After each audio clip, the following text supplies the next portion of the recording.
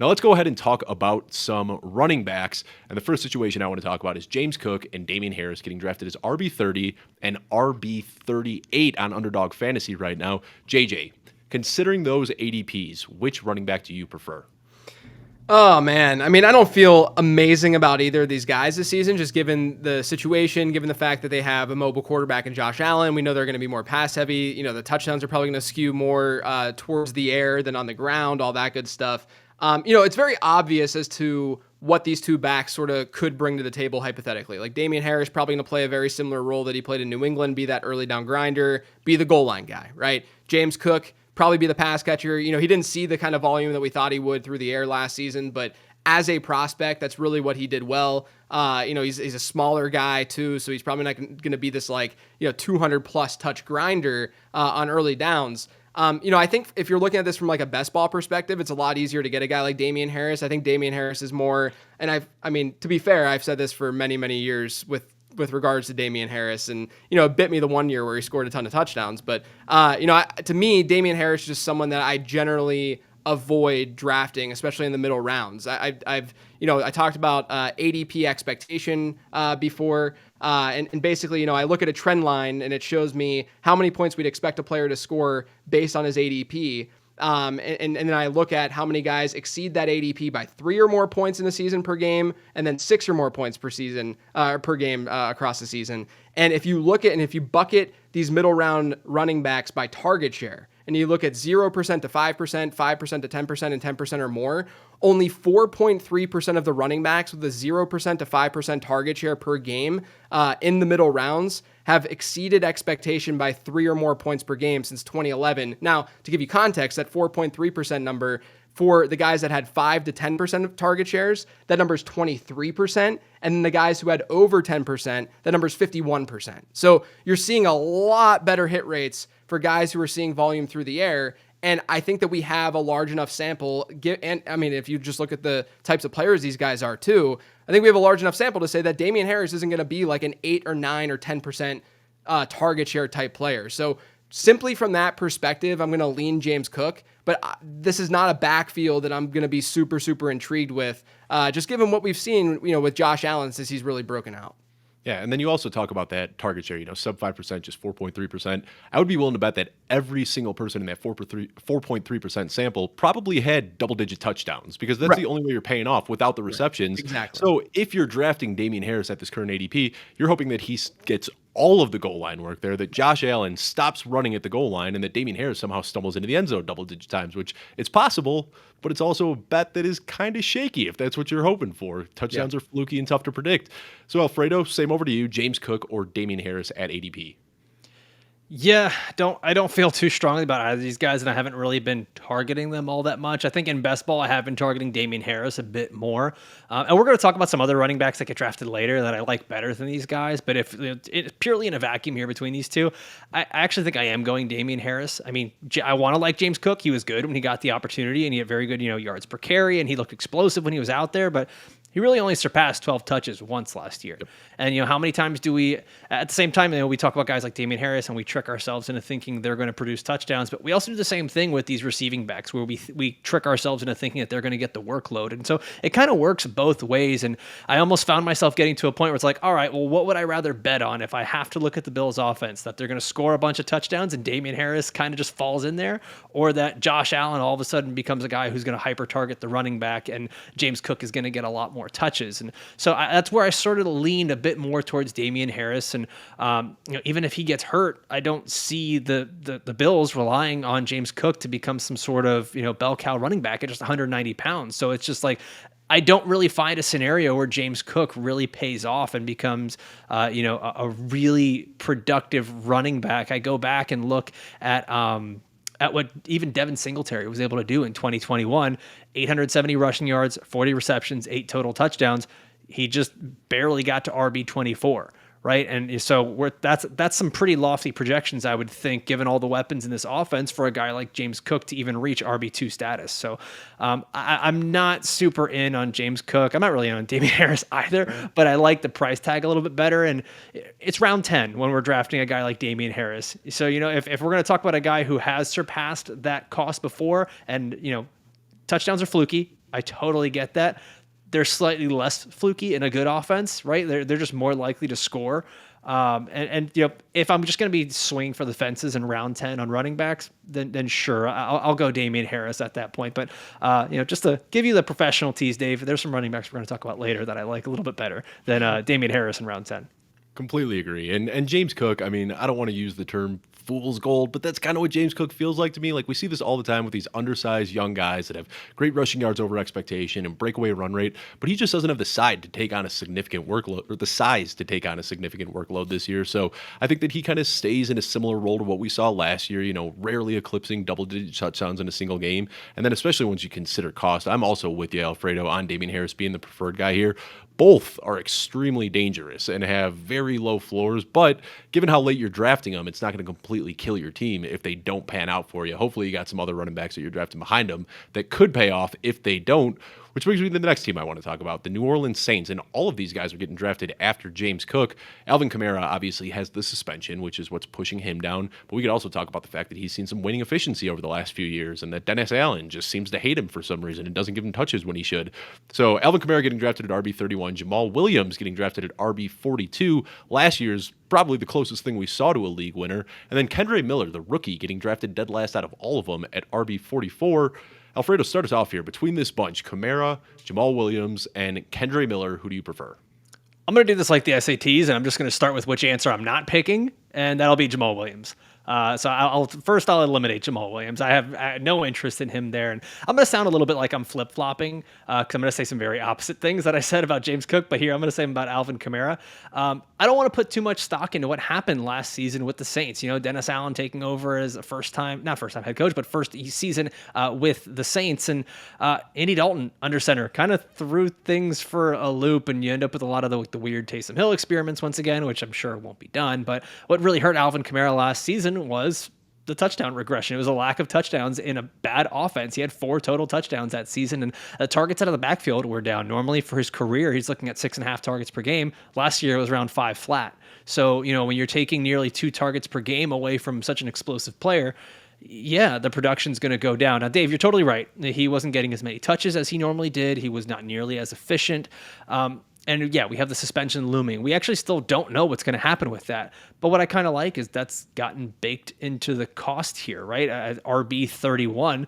But, there's something that I think Derek Carr is not a sexy quarterback. Like, he's not someone that anybody gets excited about, right? But I think he's actually going to be pretty helpful for this offense. Like anyone is probably going to be a little bit better than Andy Dalton. I think he's going to help Chris Olave a bit. But Derek Carr, the thing is, he throws to his running backs.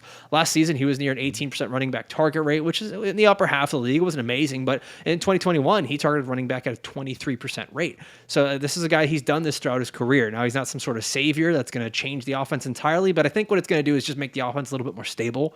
And I know, once again, I mentioned the suspension, but look back at what DeAndre Hopkins did, and I think a lot of us were, obviously it's apples to oranges, so don't kill me in the comments, but I think a lot of people were really scared about the DeAndre Hopkins suspension last year, and then when he came back on a points per game basis, he was the wide receiver 9. And it almost felt like a mirror image of this, right? Where we're talking about, but they just added Marquise Brown and there's Rondale Moore and Greg Dortch just came out of nowhere, right? And then it didn't matter because even Kyler got hurt and DeAndre Hopkins is still commanding targets. So it could be just one of those things where a player is still very talented. The quarterback still wants to look their way. Man, this is a tough one. I'm still a bit more inclined to lean towards Alvin Kamara, especially at his cost. Even with his worst statistical season last year, he was the RB15 in points per game. I'm fine with pairing Alvin Kamara and Kendre Miller if you can. I actually really love Kendre Miller, Dave. You know that. I still sort of view him as maybe a next year guy, like probably one of those, we say better in best ball, better in dynasty, right? Like that's where I'm sort of leaning with Kendre Miller. So yeah, if I have to, I'm going Alvin Kamara still. Yeah, this is a really crowded backfield, and this is one that I'm really struggling to get a read on. So before I input anything here, JJ, I'm just going to throw it to you. Who do you prefer out of these Saints running backs?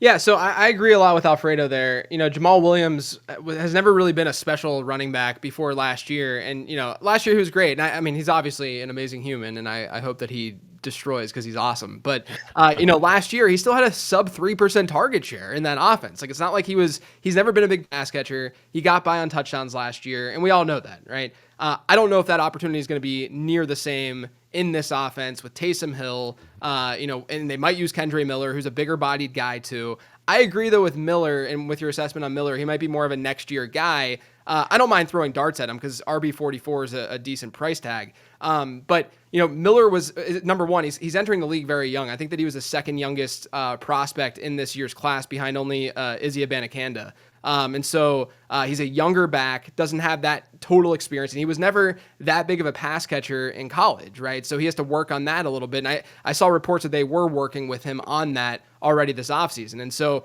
if you look at this bunch, Alvin Kamara is clearly the best pass catcher in this group right now today, right? The only reason why we're not going to be more bullish on him is because of this this question mark with the suspension. But everything that you said, Alfredo, really points to last year's offense just being bad and not being as effective as we would want it to be for a running back. You talked about his raw targets and his raw volume in that offense. But if you look at his shares, they actually weren't that bad. He had an 18% target share per game rate, which is incredibly good for a running back. He actually had his second highest rush share per game of his entire career last year. So from a percentage standpoint, it was there. It's just that the offense was so bad. So to your point about them adding Derek Carr, things are going to look a lot better. And hopefully that then turns this production around a little bit for a guy like Kamara. The other thing too, from an efficiency standpoint, his yards per carry was actually 0.43 yards better than every other running back on that team last year. So,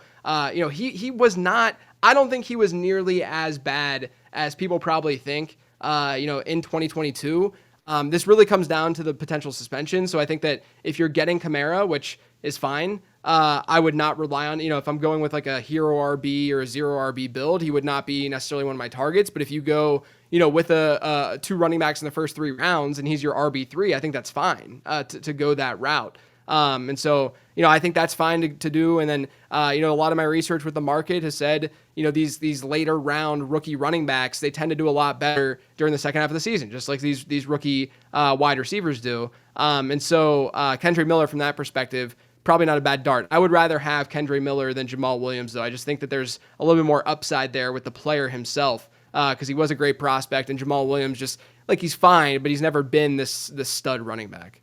Yeah, and I think we're all kind of out on Jamaal Williams, and I think the people still drafting him are trying to recapture that magic that we saw last year where he stumbled into the red zone or into the end zone, 15 or 18 times, led the league in touches inside the 5-yard line. We're not going to see that again in New Orleans. So I think we're all in agreement that Jamaal Williams is a guy that you don't want here. So much of this just comes down to Alvin Kamara and his suspension, but the kind of worst case scenario is if you draft Kendre Miller is that Alvin Kamara does get suspended early in the season, because then he gets some nice weeks early on and then he gets thrown to the back burner after week 8 when you really need him the most. So keep paying attention to that. I'm going to plug our friend Drew over at Footballguys, who always puts out great legal advice for these tough to read fantasy football situations. Be sure to check that out.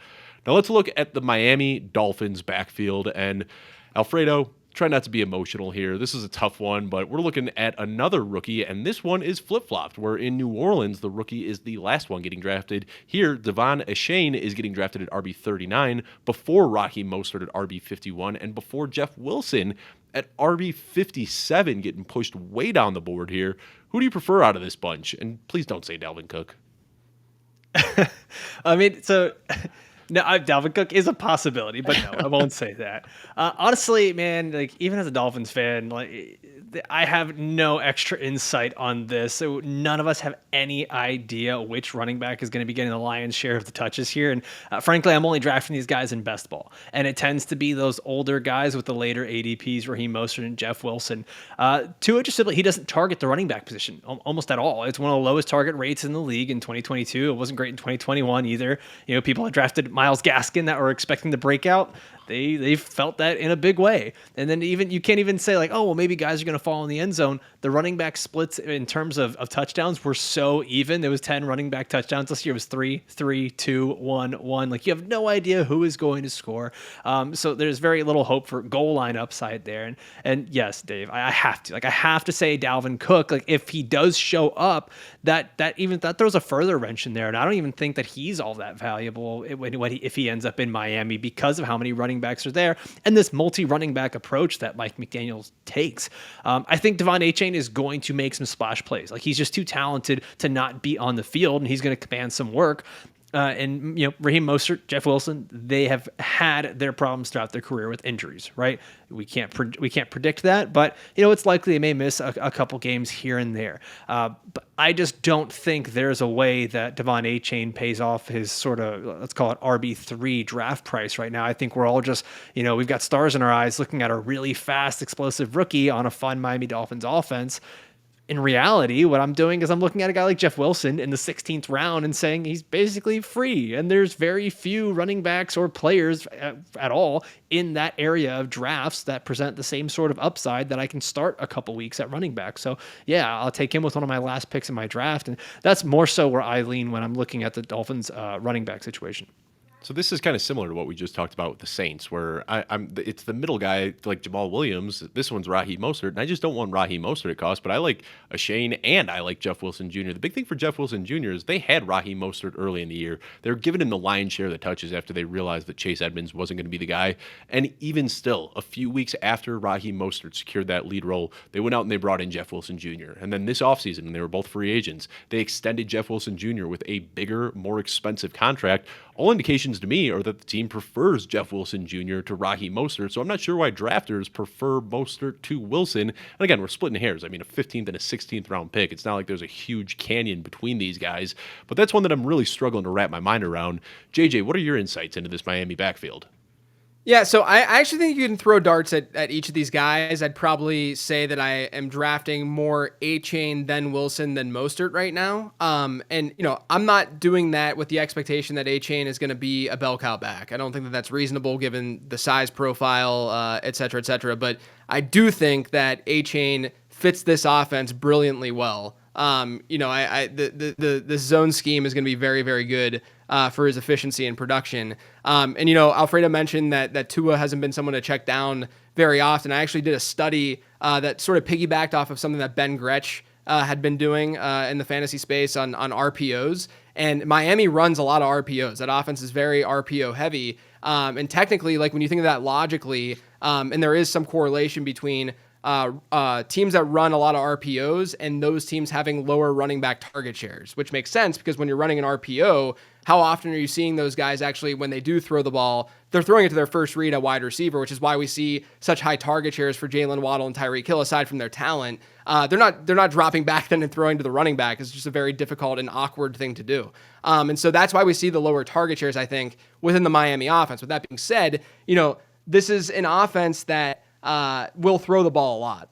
So they're going to have a high number of pass attempts. And so even if there's a little bit of a dip in target share, it's going to be on a lot of attempts. So hopefully, you cross your fingers and hope that even if they have a 17%, 16% target share to running backs or something like that, that's on a lot of attempts. Now, I'll also say, going back to the market related stuff that I talked about, there's definitely a lot of signal when you can find a group of running backs going this late without any sort of teammate going in the middle or the early rounds. And those running backs then really exceeding ADP expectations. So the two backfields this year that look like that are Miami and Chicago. And I would say the difference between Miami and Chicago is that you don't have a mobile quarterback who, again, they're going to run a decent amount of RPOs as well. So Chicago's going to have fewer targets, a lower target share, if you will, but they're going to have far less passing volume than what you're going to see in Miami. And I'm mentioning all this passing volume because you want targets at running back. They're more valuable than rush attempts are. So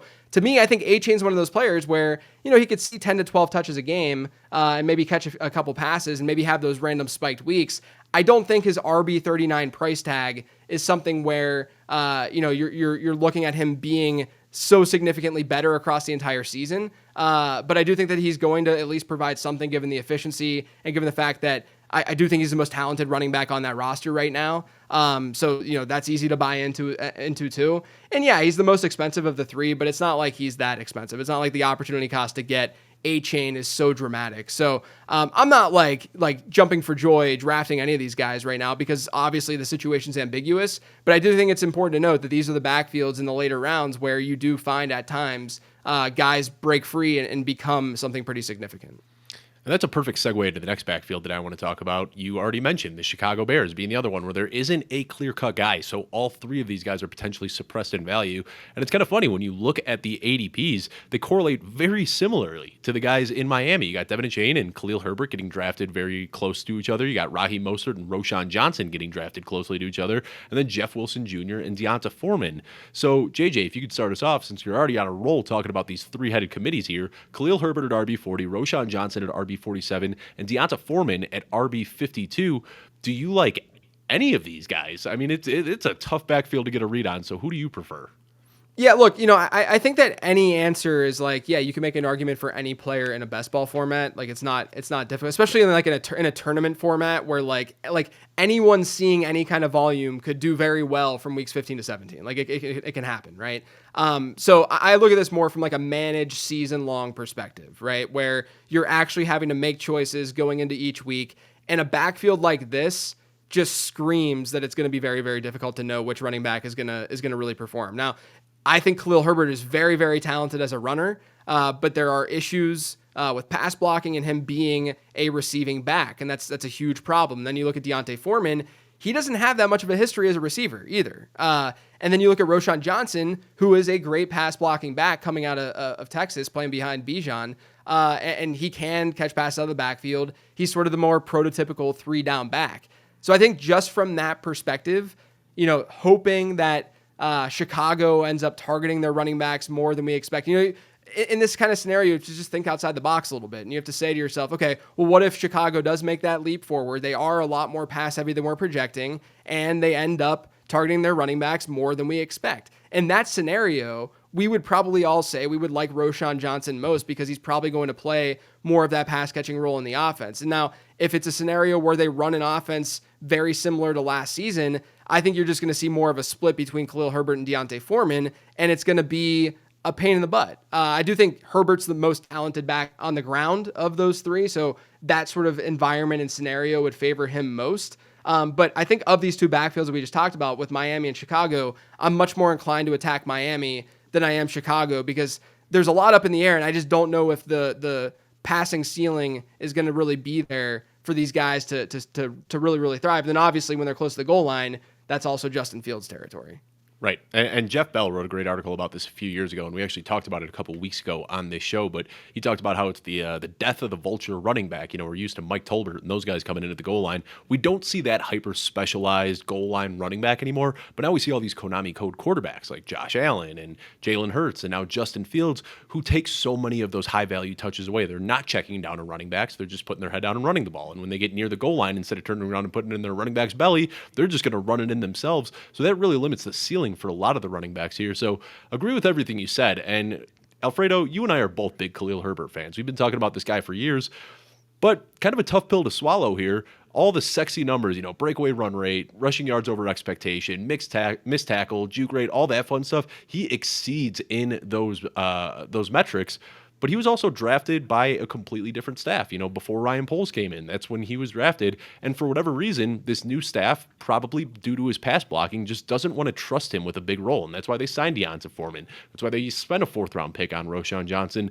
So as much as we look at the numbers that are exciting, at the end of the day, he needs to get touches, and he might not be given those in Chicago. So you've been talking for years, Alfredo, about Khalil Herbert. You really like this guy. He's the most expensive of the bunch. At ADP, do you still prefer him over Roschon Johnson or Deonta Foreman? Yeah, I do. And, Dave, I'm still firmly in the conductor seat of the Khalil Herbert hype train, man. Like it's at this point, it's hard to get off, especially from how good he was when he was on the field last year. And I get it. He doesn't do all the sexy things, and there's always the narrative about the pass blocking, and I'll get more into that later. But I think the big fear from the macro level and looking at it is just simply the committee approach, right? Well, we kind of already saw that. Like, we saw what happened last year when he was in a 2-back committee with David Montgomery. And I don't think I'm going all that out of my way here to say David Montgomery is better than these other running backs that are on the roster now. Obviously, now you're splitting something 3 ways. But, even in a committee with Montgomery, you're looking at Khalil Herbert outproducing him in the first 10 weeks of the season, being the RB23, even in PPR where he doesn't catch a lot of passes. Then he got injured and things kind of went off the rails. But, the whole thing about the pass blocking, right? I think this is something that whenever we find a player, we instantly want to find, like, what are their warts, right? Like, what could stop them from being really, really good? And, initially you look at, okay, well, why didn't Khalil Herbert catch a bunch of passes in college? Oh, he's not a good pass blocker. Okay. And we think that stuff like that is going to continue to follow them throughout the league. But, we also have to understand, like, players can get better at things, right? It's not like Khalil Herbert's going to go his entire career just not get better at pass blocking. Last year, he was charted as number 29 out of 60 qualifying running backs on Pro Football Focus in pass blocking. He wasn't that bad. He was actually right in the middle, right by guys like Kareem Hunt, who is considered to be a receiving back, and Raheem Mostert, and well ahead of a bunch of guys like Aaron Jones, Christian McCaffrey, like running backs that we all love in the receiving game. So I don't necessarily think that we look at this and say, well, he's not a great pass blocker, so he's just going to come off the field. It is going to be difficult to decide, right? But what I will say is this is the talent, I believe, kind of sits with Khalil Herbert over all of these guys. Deontay Foreman was actually one of the worst pass blocking running backs in the league last year. So he's not coming in for that. So Roschon Johnson, yeah, they draft him to do that. Okay, I want to find where and I haven't done this study, right? But maybe JJ knows. Maybe there's a correlation between pass blocking and consistent pass blocking to fantasy production, right? And I don't know that we've always seen that. Maybe I haven't heard or seen that study yet. JJ, have you seen anything like that? Am I just kind of like talking out of my butt right now? No, you're bringing up a really interesting point though, because I've always had a really hard time with the pass blocking thing. Like, I think that the reason I brought it up with Khalil Herbert is because even if the narrative is there, it seems like the Bears, their choice in Roschon Johnson was at least semi-driven by the narrative, right? Even if it's not as true as what's out there, right?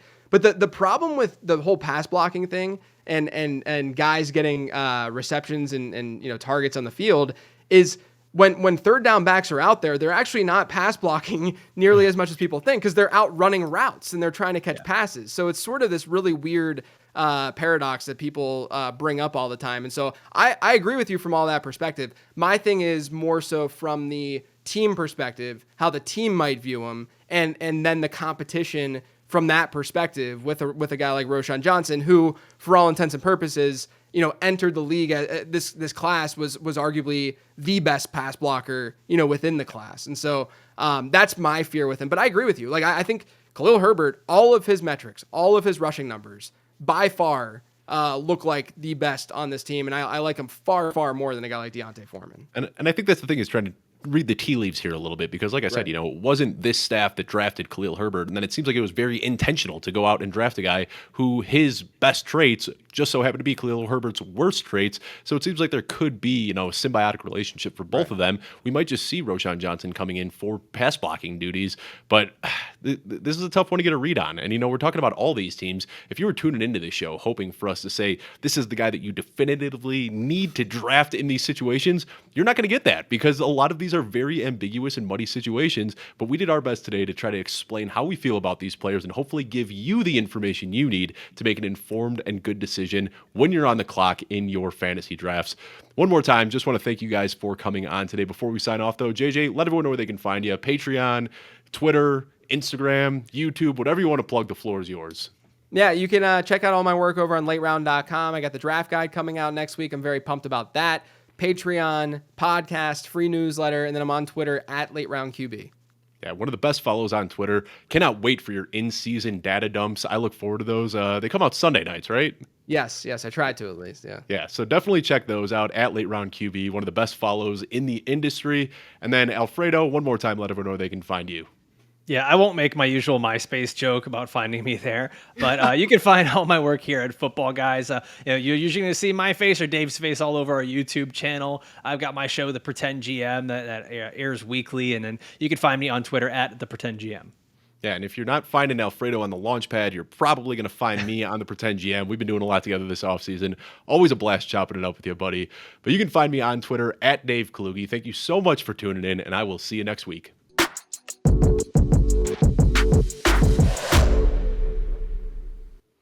Thank you so much for taking the time to spend with Alfredo, JJ, and I today as we talked about some ambiguous teammate situations. Over on the right side of your screen, you're going to see some other videos that we have here at youtube.com/footballguys, as well as a button to click so you can subscribe to check out all of our content. Thank you so much for tuning in.